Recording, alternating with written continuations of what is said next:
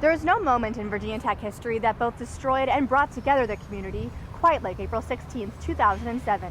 Welcome to this special edition of Tech Tonight. I'm Rebecca Choate. And I'm Muhammad Ali. That fateful Monday morning started out like any other, but within a few hours it changed the face of the nation. At 6:47 a.m., the gunman was spotted loitering outside West Amberlin Johnson Hall, where, at 7:15, he kills Emily Hilscher and residential advisor Ryan Clark. The police received their first call at 7:20, and for the next hour, police arrive on the scene and look for suspects. At 9:01, gunman Cho sends a package in the mail to NBC News in New York with tapes and materials alluding to the massacre he's about to commit. He is then seen entering Norris Hall between 9:15 and 9:30 and chains the door shut from the inside, opening fire at 9:40 in classrooms 206, 207, 211, and 204. Emily Haas is shot twice in the head but manages to call 911.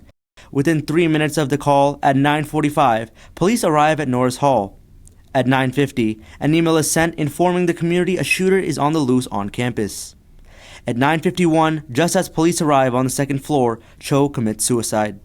The shooting lasted 11 minutes, killing 30 and wounding 17. After the then largest mass shooting in American history, Hokies and allies around the world were in a shared state of despair. For the past 10 years, the university and surrounding areas have learned to heal, but also never to forget.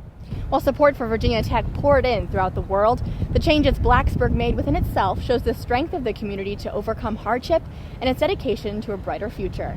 In the hours following the April 16th tragedy, a group of Virginia Tech students placed 32 Hokie stones in a semicircle on the drill field. The simple tribute to those who lost their lives was soon a permanent tribute outside of Burris Hall. The permanent stones left in the same order as the ones left by students a few months earlier. The Hokie stone, a symbol for Virginia Tech's foundation, would carry new meaning. Each stone, weighing 300 pounds, is engraved in honor of the Virginia Tech students and faculty who lost their lives. A single stone at the center of the semicircle memorializes all the fallen and injured of the day. 10 years later, the Hokie stone has come to symbolize the Hokie Nation's relentless spirit and courage to move forward. What started out as just another day in class quickly turned into a day no one could ever forget. Tech Tonight's Ashley Wills reports. It's like a horror film, but it's about your life, and you know it is about you. As fifth-year engineering senior Kevin Stern sat in his German class in Norris Hall room 207 on a cold April morning, his life would forever change. When the banging started happening, it wasn't that out of the ordinary. As far as like a sound you would hear on campus. And so it wasn't until, we see someone walk in with a gun that we kind of realize what's happening. The gunman shot Stern twice in the leg, with one of the bullets rupturing his femoral artery. Instantly, my whole leg just kind of felt like it went to sleep. And that was from the shot that tore my artery. It wasn't until a hospital later that they told me I was shot a second time. Realizing the extent of his injuries, Stern, a former Eagle Scout, made a tourniquet out of old electrical wire, something doctors say saved his life. There's a tagging system, and when you get a black tag, that means you're left to die. On the second sweep, they went through and found him still alive. And there's a picture of the police carrying him out with a tourniquet wrapped around his thigh, bleeding to death. He hit the emergency room door and they rolled him straight back to the OR. Yeah. He was the only one. They had no idea who he was. They worked on him for a couple hours and ended up saving his life. Physical recovery took over a year, but he still managed to come back to Blacksburg to get his diploma in May. To watch him hobble across the stage on his crutches and get his diploma was, it's great. Over the years, Stern says dealing with the memories of that day becomes a little easier. It's not something I think about every day anymore. It certainly, in the first year, maybe a couple of years, it was something that was hard not to think about. It isn't as much anymore. It isn't as much in my head. And I'm kind of thankful for that. And looking back, it's the outpouring of support that helped him get through the difficult times. Grateful and thankful for the support of random people, around the world, let alone the country. From 87-year-old grandmothers sending me glamour shots and poems on real fancy, printed paper kind of thing to elementary school children that, just have a couple of words on them. In the minutes and hours after the attack, it became a race against the clock to save lives. Tech Tonight's Ashley Wills sat down with the medics from that day.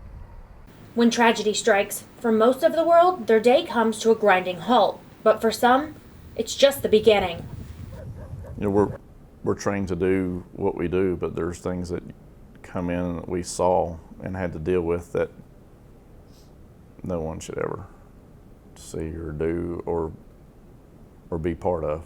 As first responders headed to Norris Hall on April 16th, they didn't know what to prepare for. I'm going to liken it to the Twin Towers scenario where there was a lot of medical readiness, a lot of people ready to do something and help, but there was no one coming. And for Dr. Thomas Burnett, even 16 years of military experience couldn't prepare him for what he faced inside. In a war zone, it's something you almost expect, but to see that in an area where you have friends and family in what is supposed to be a safe and protected environment, it feels very personal, and it feels like something has been threatened that shouldn't be threatened. With the heavy winds that day, helicopters were not an option, so everyone wounded was treated in the area, including Lewis Gale Hospital Montgomery. The small town level 3 trauma center only has 17 emergency beds, and that day, they filled every last one. It doesn't matter how small you are, that just prepare for it and practice for it and train for it. But even if you just save one person, it's all worth it. Looking back on that day, they say it was the little moments that had the most impact.